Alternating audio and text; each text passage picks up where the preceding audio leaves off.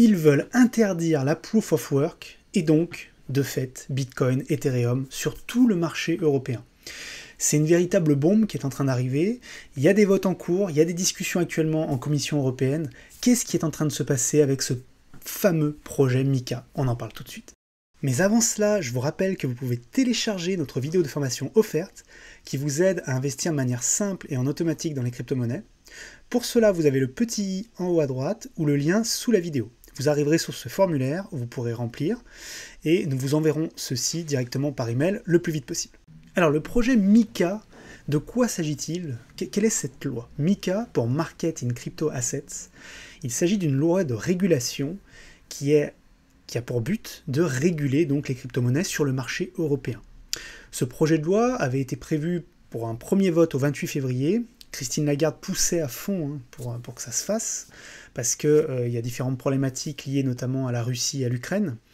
Et donc ce qui s'est passé, c'est que le premier vote en tout cas pour commencer à démarrer un peu le projet, c'était aujourd'hui exactement que le premier vote allait lieu. Donc là, on a premières indications, apparemment le vote s'est bien passé dans notre sens, mais j'attends de voir quand même parce qu'il y a pas mal de désinformations sur le sujet. Donc on va voir, de toute façon, il faut qu'on étudie ce projet, il faut qu'on comprenne comment ça fonctionne pour savoir si oui ou non on arrive vers un monde où l'Europe va réglementer de manière très très dure les crypto-monnaies ou pas. Je pense que c'est important pour nous tous et également pour le marché. Donc le but, c'est de réguler les blockchains Proof of Work, donc celles utilisées, celles qui demandent du minage pour pouvoir valider les transactions. Donc évidemment, on pense aux deux plus importantes, Bitcoin et Ethereum, même si Ethereum a prévu de changer son système dans les prochains mois, ce qu'on attend depuis très longtemps déjà. Ce qu'on peut dire, c'est que ça pose pas mal de problèmes. Alors en plus, ce qui est bizarre, c'est que la partie sur l'interdiction potentielle d'Ethereum et Bitcoin, en tout cas de la Proof of Work, avait été retirée du projet de loi et a été remis au dernier moment. Donc c'est vrai que c'est assez fou. On voit également qu'il y a un souhait très clair de réguler également les NFT et la DeFi, de les rendre plus compliqués à utiliser. Bref, il y a beaucoup de choses qui se passent. Tout se passe ici, donc à la Commission européenne. D'ailleurs, le prochain vote aura lieu le 22 mars. Donc là, il y a eu déjà un vote tout à l'heure. On attend les résultats, même si les premiers résultats semblent encourageants. Quand vous regarderez la vidéo, normalement, on aura les résultats. A priori, ce sera bon.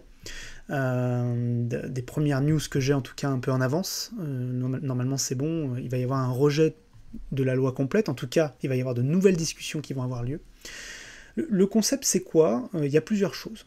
La première, c'est de dire on interdit effectivement le système de Proof of Work parce que ça consomme trop d'électricité, c'est pas bon pour l'écologie. Alors, comme vous le savez, nous on en parle souvent ici chez Fructify, ça c'est une aberration totale. De plus en plus, les crypto-monnaies ont pris en compte un vrai défaut effectivement qu'on avait au départ sur cette consommation d'énergie. Aujourd'hui, on a vraiment des choses qui permettent de moins consommer. On a des mineurs qui utilisent de l'énergie qui sinon serait de toute façon pas utilisée, serait perdue. On a plein de possibilités aujourd'hui qui permettent de limiter ça.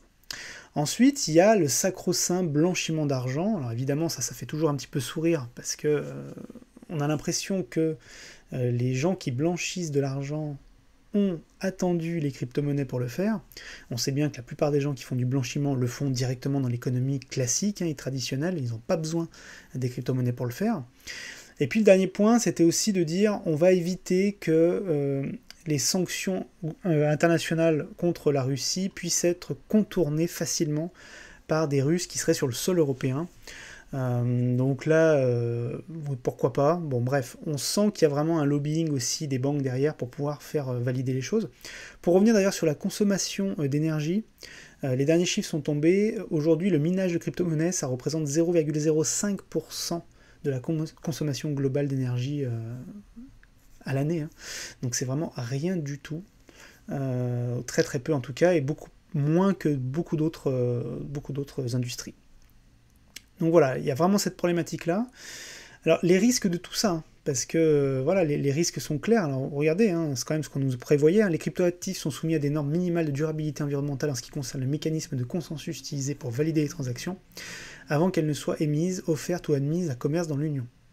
Cryptoactifs qui sont émis, offerts ou admis à la négociation dans l'Union doivent mettre en place et suivre un plan de déploiement progressif pour assurer la conformité à ces exigences. Donc concrètement, c'était quasiment impossible. Et la seconde ne prévoit pas de discussion indépendante sur la preuve de travail dans le cadre du MiCA et propose d'inclure les actifs cryptographiques comme tous les autres produits financiers dans le règlement de taxonomie. Donc ça permettrait de faire en sorte que les NFT et les DeFi soient considérés comme des actifs financiers traditionnels avec donc une tarification plus élevée au niveau taxation, bref, une complexité encore plus importante pour pouvoir en acheter, en vendre et en échanger. Ça pose énormément de problèmes. Alors le texte, je vous le mettrai en lien si ça vous intéresse pour que vous puissiez aller voir directement. Donc là c'est la version finale. Vous voyez, ils modifient directement leur version, c'est assez rigolo d'ailleurs, sur leur document. C'est assez intéressant de voir un petit peu comment ils ont décidé de réguler un petit peu, ou comment ils souhaitent réguler en tout cas les crypto-monnaies.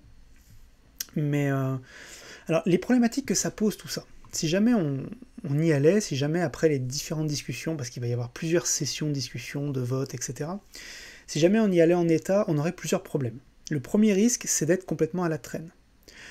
On le sait, aujourd'hui, la Chine, les États-Unis, d'autres pays dans le monde cherchent à avancer, à aller vite. Alors, on a vu l'exemple du Salvador, on a vu Dubaï qui commence à activer également, on a vu énormément de pays qui commencent à vraiment essayer de mettre en avant ces technologies-là pour pouvoir gagner des parts de marché à l'avenir.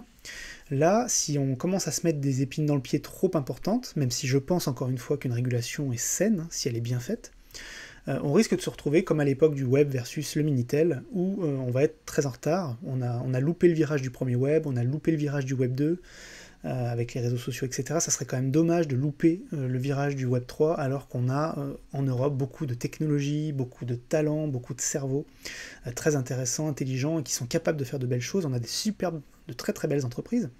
L'autre point, ce serait une perte de souveraineté, on en parle souvent dans les domaines de l'énergie, dans les domaines de la fabrication de produits, etc. Dans les médicaments, on a vu avec la crise du Covid. Là, on aurait vraiment une perte de souveraineté. En plus, on aurait un vrai risque évident, c'est que les gens, au lieu d'abandonner les cryptos, ils iraient simplement aller voir ailleurs dans d'autres pays pour pouvoir le faire. Et du coup, on n'aurait même pas on aurait encore plus de problèmes environnementaux, puisque ces pays-là se moquent peut-être des problèmes environnementaux. Donc il y a ça. Il y a également l'évidente impossibilité d'interdire. Les gens veulent interdire avec avec ce projet de loi, mais vous le savez comme moi, de toute façon, les crypto-monnaies en elles-mêmes ne sont pas... On ne peut pas les interdire, c'est pas aussi simple que ça, heureusement d'ailleurs, c'est ce qui fait leur force aussi. Donc ça, c'est extrêmement important. Et puis l'autre problème, c'est... On va complexifier les choses, et donc on va louper un marché potentiel énorme qui est de plus en plus gros, et je pense que c'est ça le très très gros problème que peut avoir cette loi. Alors l'impact positif que ça pourrait avoir si jamais ça avait lieu en l'état, c'est un possible impact sur les cryptos qui n'utilisent pas la technologie de Proof of Work. Donc on pense à toutes les autres cryptos qui n'utilisent pas cette technologie-là. Ça aurait pu être intéressant. Alors ils ont annoncé, donc là il y a eu un premier vote apparemment qui est tombé il y a quelques minutes, qui annonce que pour l'instant ce bannissement des technologies crypto-monnaies en Proof of Work ne serait pas valable. Donc à vérifier, c'est pas encore terminé pour autant, il y a d'autres sessions qui sont prévues de négociations, de discussions et de votes.